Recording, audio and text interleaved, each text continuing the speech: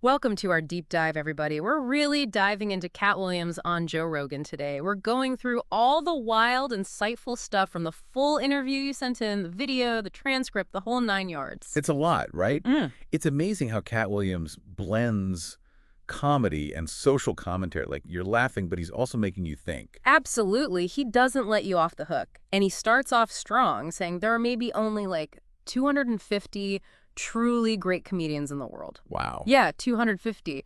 What do you make of that? Like, he's setting the tone right. We're not just hearing from anyone here. This is a unique perspective. Totally. He's framing it as something special, for sure. And right away, he gets into how important communication is, especially now when we're bombarded with information all the time.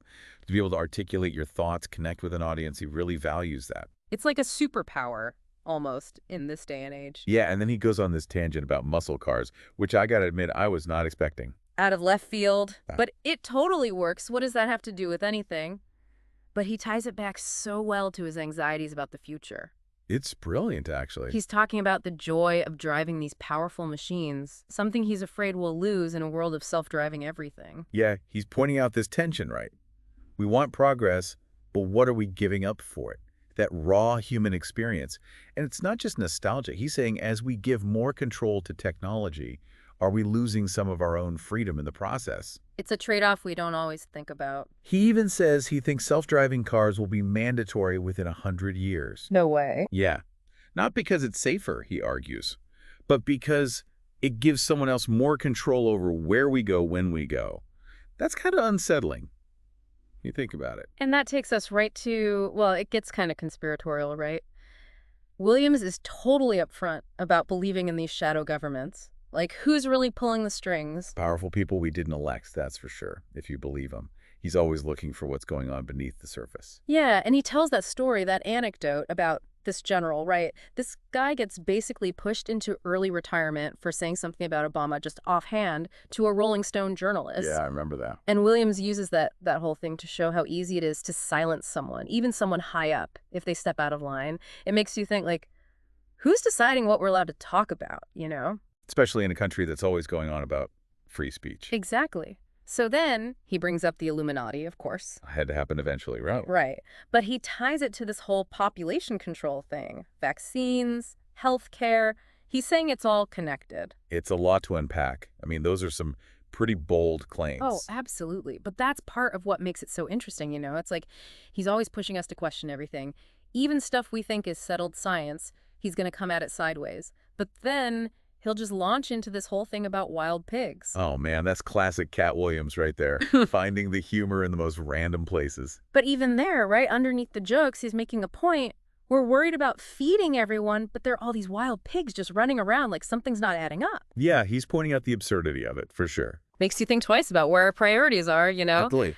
And then he gets into this whole thing about menthol cigarettes and Black Americans. Yeah, that's a tricky one. Super sensitive topic for sure, but I appreciate that he doesn't shy away from it. He's just genuinely curious, like, why this particular preference? And it makes you wonder, are there biases even in things like public health campaigns that we don't realize? Subconscious stuff, Yeah. cultural stuff, it all plays in, right? Exactly. It's like he's always looking for those deeper layers. Digging for the truth, whatever that might be. And that takes us even further down the rabbit hole because we go from social commentary to, like, ancient mysteries. William starts talking about the Anunnaki. Okay, getting into ancient aliens now. Yeah, so the Anunnaki, these ancient Sumerian gods, right? But he's suggesting they might have been more than just myths. And he points to all this astronomical knowledge ancient civilizations had. Like, maybe we haven't given them enough credit for what they knew. He loves that stuff. Like, ancient cultures had all this advanced tech, and we're just catching up now, basically. Yeah, lost civilizations, hidden knowledge, the whole deal. And it gets even wilder. He even says he thinks the pyramids, like the Great Pyramid, were actually power plants. Power plants. Yeah, because of how intricate they are inside. Like, all those passages and chambers, he's saying it wasn't just for burials, it was all part of some ancient tech we don't even understand. Then he brings up this thing. It's a trip. The reshot structure. Have you seen this? In Mauritania, right? Yeah. It looks like a giant bullseye from above, like almost too perfect to be natural. It's wild.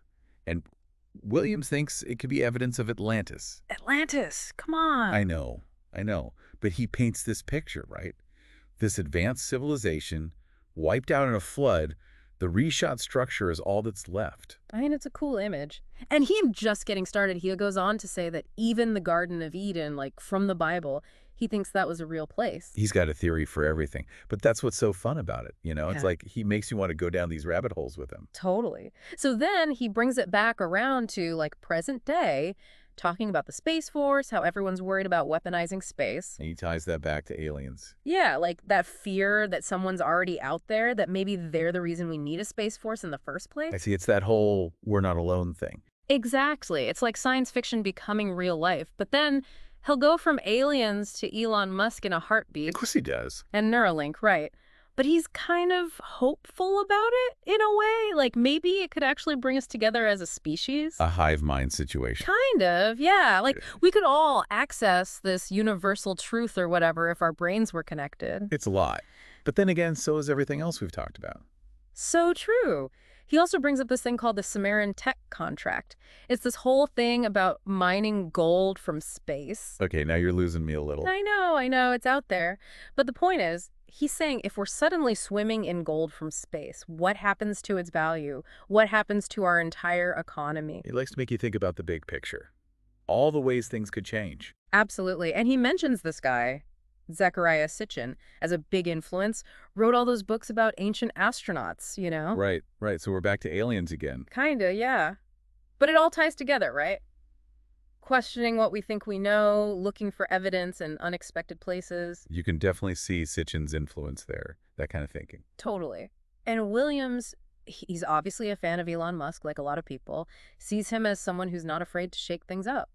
But he contrasts Musk with these other billionaires, the doomsday prepper types. Because Musk is actually trying to, solve the problems. Yeah, or at least he believes in something, even if it's risky. It's like he's saying, don't just hoard your money waiting for the world to end, do something. Which, fair enough. Can't argue with that. And then he goes on this whole riff about the mark of the beast. But he's not talking about a literal mark, it's more like a metaphor. Oh, I see. For what? Technology.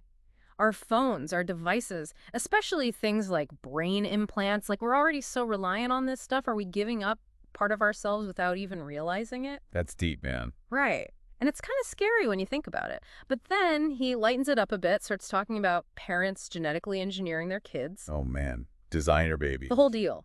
Like, trying to pick and choose all the best traits. He makes it funny, but also, kind of terrifying at the same time. Because it's not that far-fetched. It's definitely getting closer all the time. Exactly. It's like we're on the edge of this whole new world, and we don't even know what the rules are yet. And that takes him to another conspiracy theory. Fluoride in the water. Here we go. He's saying it's meant to, dumb us down, specifically to suppress our pineal glands. Right, the pineal gland, the seat of consciousness. Oh. Exactly. It's like he's saying there are these forces out there actively trying to limit our potential, Which, again, I don't know if I buy it, but it's interesting to think about. He definitely makes you question things. Totally. But then he shifts gears again, starts talking about immigration. A little less apocalyptic, hopefully. Right.